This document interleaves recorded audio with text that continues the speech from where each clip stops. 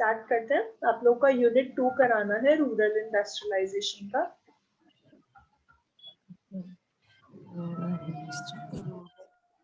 तो आपका जो यूनिट 2 होगा रूरल इंडस्ट्रियलाइजेशन का, उसका सिलेबस कुछ ऐसा रहने वाला है जिसके अंदर आप पढ़ने वाले हो रूरल एंटरप्रेन्योरशिप। एंटरप्रेन्योरशिप के बारे में सबको पता होगा, बट रूरल एंटरप्रेन्योरशिप एक न्यू कांसेप्ट है, ठीक है। उसके टाइप्स और एंटरप्रेन्योरशिप और रूरल इंडस्ट्रियलाइजेशन का आपस में क्या कनेक्शन है। देन आपके रूरल एंटरप्रेन्योरशिप की वजह से आपकी इंडियन इकोनॉमी डेवलप कैसे हो रही है, और बाकी प्रमोशनल फैक्टर्स हैं कि आपके एंटरप्रेन्योरशिप को प्रमोट करने के लिए रूरल एरियाज में क्या क्या काम किया जा रहा है, ठीक है।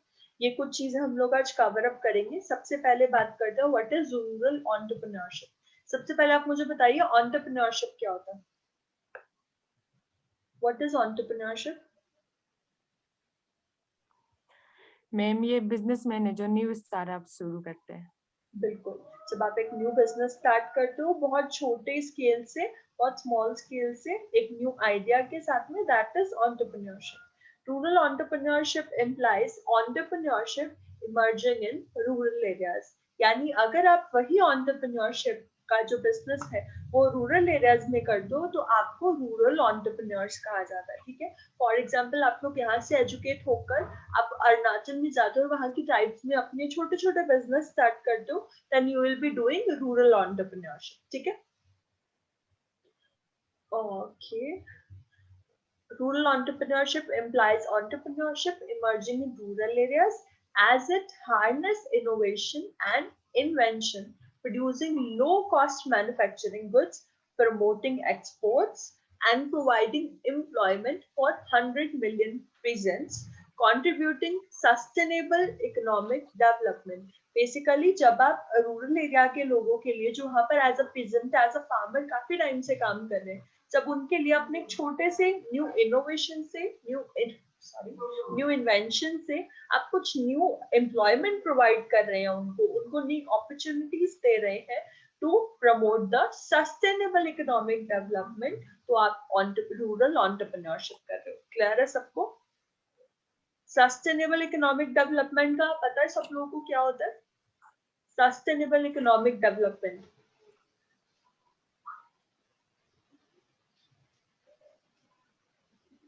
आइडिया है सबको या फिर फर्स्ट टाइम सुना है? Yes ma'am. What is sustainable, sorry, what is sustainable economic development? Ma'am आपका आवाज इतना स्लो में आ रहा है। Network issue. अभी क्लियर है, अभी भी स्लो में आ रहा है? सस्टेनेबल मैम सुना है। Sustainable economic development.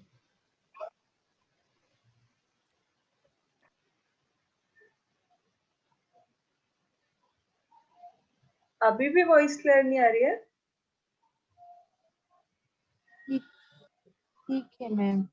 ठीक है, अभी पहले से ओके। सस्टेनेबल इकोनॉमिक डेवलपमेंट का मतलब होता है कि आपको अपनी इकोनॉमी को डेवलप करना है by sustaining your recent position. आपको आपके आने वाली जो भी न्यू जनरेशन है उसके लिए चीजों को, रिसोर्सेस को सस्टेन करते हुए, रिसोर्सेस को। खराब है। सिर्फ आप ही का नेटवर्क इशू आ रहा है, बाकी सबको क्लियर है वॉइस, या फिर किसी को भी वॉइस क्लियर नहीं आ रही मेरी? आया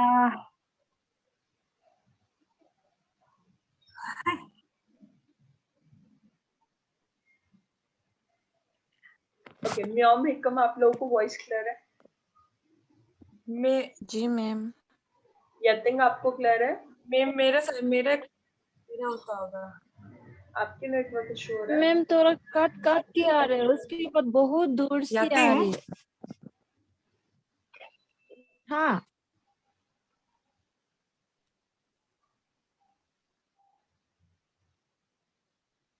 सही में वॉइस कट रहा है। चलो कोई बात नहीं, कंटिन्यू करते हैं। अब हम लोग यहाँ पे पढ़ रहे थे रूरल एंटरप्रेन्योरशिप क्या होती है।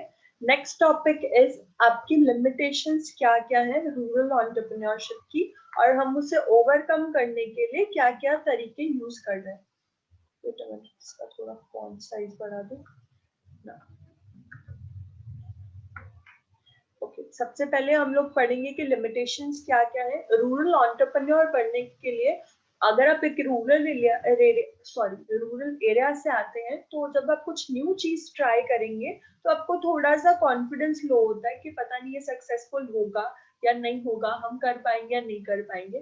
तो उसके लिए इनपुट्स क्या होते हैं, मोटिवेशन इनपुट्स आते हैं। आपको आपके आसपास के जो भी लोग होंगे तो आपको मोटिवेट करेंगे कि नहीं आप एटलीस्ट ट्राई तो कीजिए, ठीक है।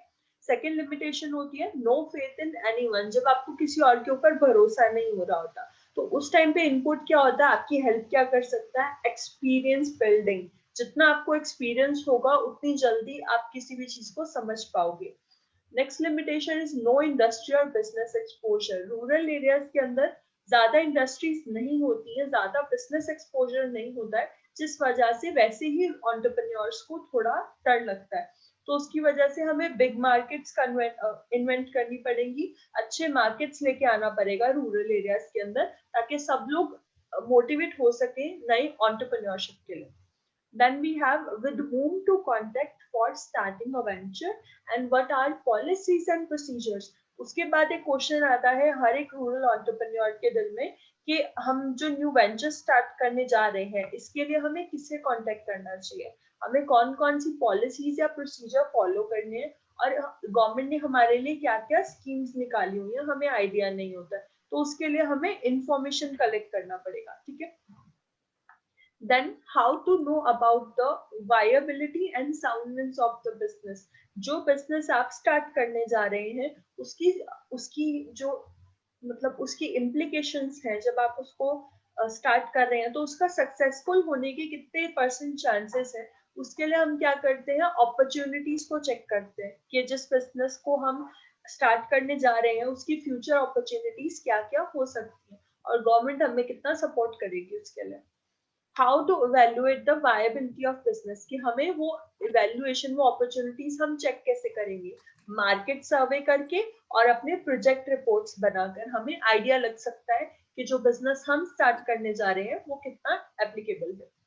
Then seventh point, how to deal with bank operations. आपको जो भी लोन्स वगैरह लेने हैं ये सब चीजें हम कहाँ से कर सकते हैं, तो उसके लिए होता है get basic training in banking procedures. आपको बेसिक ट्रेनिंग लेनी पड़ेगी उसके लिए कि किस तरीके से हम पैसे विड्रॉ कर सकते हैं, लोन कैसे ले सकते हैं, लोन के ऊपर इंस्टॉलमेंट पेमेंट का क्या प्रोसीजर रहेगा, वो सब चीजों का छोटा छोटा बेसिक ओवरव्यू लेके आप कर सकते हैं, ठीक है।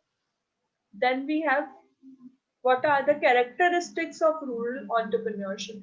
जब आप एक रूरल एंटरप्रेन्योर बनते हो तो सबसे पहली एबिलिटी आपके अंदर होती है कि आप रिस्क टेकर हैं, ये जानते हुए भी कि रूरल एरियाज में अभी इंडस्ट्रीज इतनी डेवलप नहीं है, इतना ज्यादा वहाँ पे रिसोर्सेज यूज नहीं हो रहे हैं, इतना अच्छा इंफ्रास्ट्रक्चर नहीं है, उसके बावजूद आप रूरल एरियाज के अंदर न्यू बिजनेस स्टार्ट कर रहे हैं तो आपके अंदर वो रिस्क टेकिंग एबिलिटी प्रेजेंट है, ठीक है। सेकेंडली आपका सेल्फ कॉन्फिडेंस है, अगर आप रूरल एंटरप्रेन्योर बन रहे हो तो अपने खुद के कॉन्फिडेंस पे बनेंगे, आपको पता होगा कि जो मैं कर रहा हूँ या फिर कर रही हूँ वो किस हद तक मुझे सक्सेस दिला सकता है। Then we have decision making ability, कि एक रूरल एंटरप्रेन्योर के अंदर डिसीजन मेकिंग एबिलिटी होती है कि आप कितना अच्छे से, कितनी एक्यूरेटली, कितना जल्दी डिसीजन ले पा रहे हैं। Then we have knowledge of growing technology. अगर आप रूरल एंटरप्रेन्योर बन रहे हो तो आपको अपनी मार्केट का आइडिया होना चाहिए कि कौन कौन सी टेक्नोलॉजी चल रही है, क्या ट्रेंड है, किस तरीके का फैशन चल रहा है और आने वाले टाइम में किस तरीके का चेंजेस आ सकते हैं, ठीक है। क्रिएटिविटी होनी चाहिए आपके अंदर इनिशिएटिव लेने की पावर होनी चाहिए कि आप इनिशिएट कर पाओ किसी चीज को। इकोनॉमिक मोटिवेशन एक रूरल एंटरप्रेन्योर को बहुत जरूरी है, अगर आपको फाइनेंस नहीं मिलेगा आपके बिजनेस आइडिया के लिए तो आप कुछ भी नहीं कर पाएंगे, तो आपको वो इकोनॉमिक मोटिवेशन इंपॉर्टेंट है। Then you have market orientation, हमारा जो मार्केट है उसके अंदर हमारी न्यू इन्वेंशन के लिए कितनी ज्यादा वायबिलिटी है, ये चीज चेक करेंगे आप, और फिर उसके बाद ये आपकी एबिलिटी बन जाएगी, आपको आपकी मार्केट का जब आइडिया लग जाएगा तो आप अच्छे से बिजनेस कर पाएंगे वहां पे। These were the characteristics of rural entrepreneurship. अब आता है टाइप ऑफ entrepreneurship. सबसे पहला है इंडिविजुअल entrepreneurs. सबसे सिंपल और सबसे बेसिक जो टाइप होता है दैट इज हमारा sorry single entrepreneurship. Single entrepreneur जब आप अकेले एक न्यू बिजनेस स्टार्ट करते हैं, ठीक है, that is single entrepreneurship. Second is group entrepreneurship, जब आप 2 से 3 जने इकट्ठे मिलके पार्टनरशिप के अंदर कोई बिजनेस कर रहे हैं, that is second type of rural entrepreneurship, group entrepreneurship. Third is cluster formation. Cluster formation is जब आप एक पूरा नेटवर्क सेटअप कर देते हैं अपने बिजनेस का। एनजीओ जो होते हैं वो सिर्फ एक एरिया में काम नहीं करते, वो काफी बड़ा एरिया कवर करते हैं और काफी बड़ा नेटवर्क फैलाते हैं अपना, वो होता है क्लस्टर फॉर्मेशन एंटरप्रेन्योरशिप। और last is cooperatives. Cooperative societies के बारे में सबने सुना होगा, जो वॉलेंटरली सोसाइटी की हेल्प करती हैं और नॉन प्रॉफिट ऑर्गेनाइजेशंस होती हैं, ठीक है। ये लोग पैसे के लिए काम नहीं करते, ये लोग सोशल वेलफेयर के लिए काम करते हैं, ठीक है। तो ये 4 टाइप ऑफ रूरल एंटरप्रेन्योरशिप हो सकता है, individual, group, cluster formation and cooperative entrepreneurship. इसमें किसी को डाउट है अब तक? मैम आज तो मेरे नेट में बहुत ज्यादा मसला है। चलो कोई बात नहीं, मैं आज ये नोट्स आपके साथ शेयर कर दूंगी ना, फिर पढ़ लेना, जब नहीं समझ आए देन यू आस्क मी, ठीक है।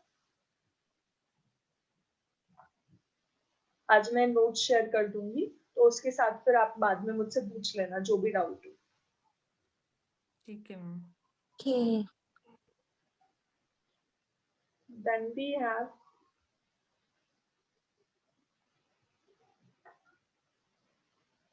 this is type of rural industries, कि हमारे पास जो रूरल इंडस्ट्रीज कितने तरीके की होती है।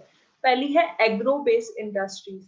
एग्रो बेस्ड इंडस्ट्री जैसे कि नाम से पता चल रहा है, ये वो इंडस्ट्रीज हैं जो एग्रीकल्चर के ऊपर रिलाई करती हैं, ठीक है। जैसे कि आपका पिकल इंडस्ट्री होती है, वो टोटली एग्रीकल्चर पे रिलाई करती है, और ऐसे छोटे रूरल एरियाज में ही पिकल का बिजनेस ज्यादा चलता है।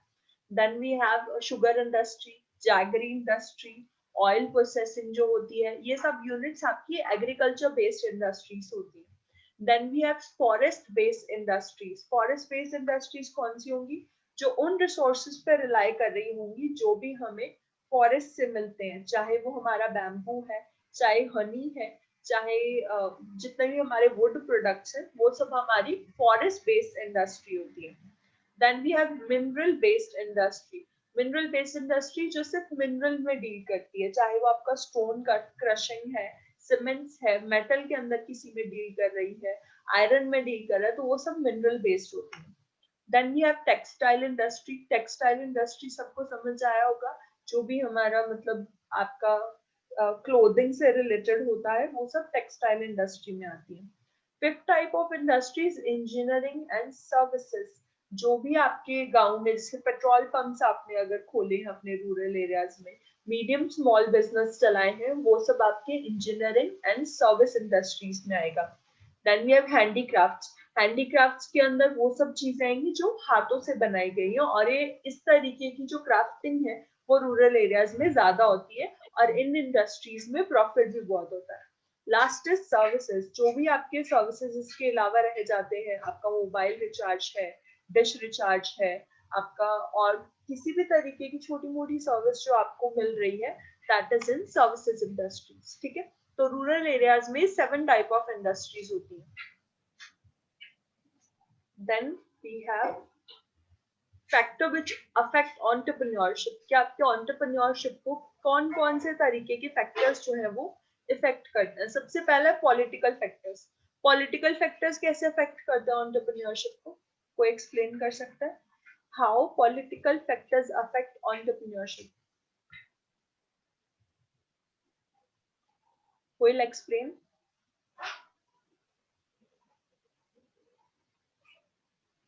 आपकी पॉलिटिकल पार्टीज आपकी एंटरप्रेन्योरशिप को कैसे इफेक्ट कर सकती है?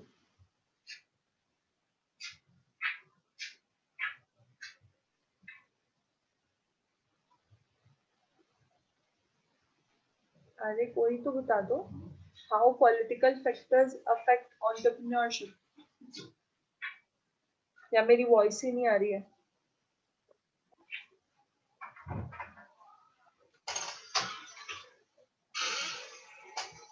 चलो मैं एक्सप्लेन कर देती हूँ। आपकी जो भी पॉलिटिकल पार्टीज आपके एरियाज की होती हैं वो आपके एंटरप्रेन्योरशिप को इफेक्ट करती हैं. It plays a huge role in development of entrepreneurship according to your geographical area. क्योंकि आप जिस एरिया में डील कर रहे हैं बाकी पार्टी के साथ अगर आप फैमिलियर नहीं है तो वो आपके बिजनेस को बहुत ज्यादा इफेक्ट कर सकती है. ठीक है. Then we have legal factors. Legal factors जो भी पॉलिसीज प्रोसीजर आपके एरिया में बिजनेस स्टार्ट करने के लिए बनाए गए हैं अगर आप उन्हें फॉलो नहीं करते हैं तो वो भी आपके एंटरप्रेन्योरशिप को इफेक्ट कर सकती है.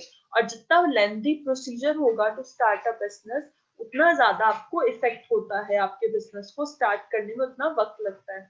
Next is taxation. Taxation policies भी आपका इफेक्ट करती है एंटरप्रेन्योरशिप को बिकॉज अगर हमारे जो टैक्सेशन है वो ज्यादा होगी तो उस एरिया के अंदर कोई भी डील नहीं करना चाहेगा, अपना न्यू बिजनेस नहीं स्टार्ट करना चाहेगा. तो अगर आपके टैक्सेशन जो पॉलिसी है वो लीनियंट है, आपके लिए थोड़ा सा आपको गवर्नमेंट की साइड से टैक्स फ्री किया जा रहा है तो उस वजह से आप एंटरप्रेन्योर बनने के लिए मोटिवेट हो सकते हो. देन अवेलेबिलिटी ऑफ कैपिटल, कि कितनी जल्दी फाइनेंस आपको मिल रहा है वो भी आपके एंटरप्रेन्योरशिप को इफेक्ट करता है. देन लेबर मार्केट, कि आपकी मार्केट में लेबर कितने इजीली अवेलेबल है उस चीज का भी फर्क पड़ता है. रॉ मटेरियल मिल रहा है या नहीं मिल रहा है, इंफ्रास्ट्रक्चर किस तरीके का है, ये सब चीजें आपके एंटरप्रेन्योरशिप को बहुत ज्यादा इफेक्ट करती हैं.